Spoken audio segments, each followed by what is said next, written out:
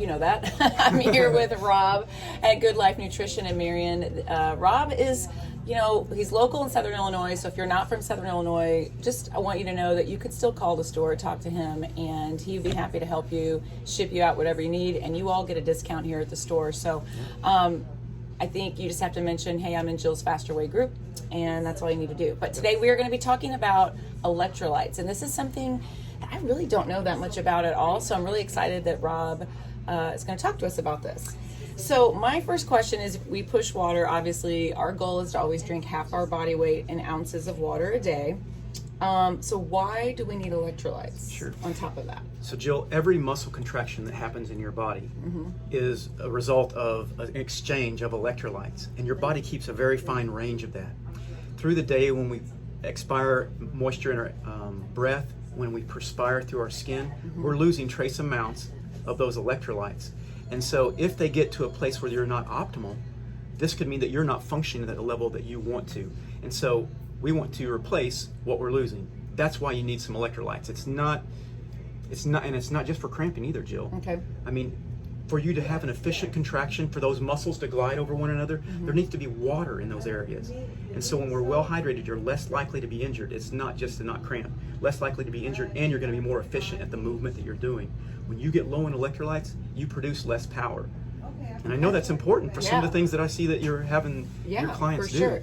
Okay, so if you are, you have a cramp like in the middle of the night or something, so that's not necessarily a sign of like you're dehydrated or you just need to eat a banana, or like that's what a lot of people always say. Right. So do you think electrolytes is the reason for that? Does that make sense? Yeah. So cramp. What is a cramp? When you're cramping, that muscle is contracting and not relaxing. That's like the red light being on in your car. There's something. You've been low in electrolytes for a while. If it's coming to a cramp, because there has to be, like I said, an exchange of. It's called the calcium potassium pump. They have to exchange places. One helps relax, one helps to contract, and if they don't exchange places, you can't relax the contraction. Oh. So people who are getting cramps at night could be low in electrolytes. There's other causes, of course, but you do have to stay hydrated, and you do need to maintain electrolyte status. Okay. Certain medications can cause you to excrete certain minerals. Vigorous exercise, especially this time of the year in a very humid Southern Illinois like you and I live in, can also cause you to lose excessive amounts of electrolytes and water. So on a day, if it's a rest day, or maybe you just had a week that you really didn't hit it hard working out, you weren't that active, do you still recommend electrolytes? So the answer is maybe. Okay.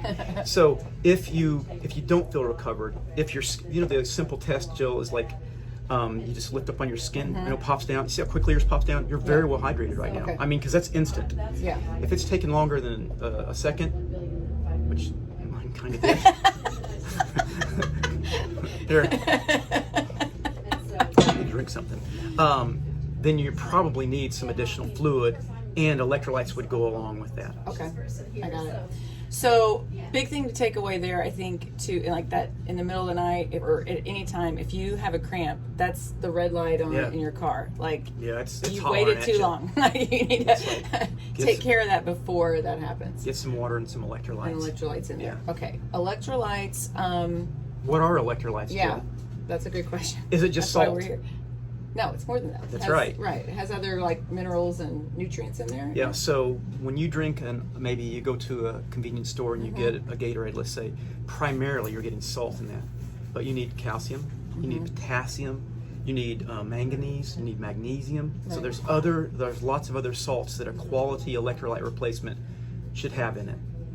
I think a lot of, when people ask me about electrolytes, I think they're thinking about Gatorade and Powerades and those sorts of things. And I know kids, and I did it too when my kids were younger. They have a baseball game. Everybody's giving them Gatorade instead of water and things. But I don't know. I'm just not a big fan of that.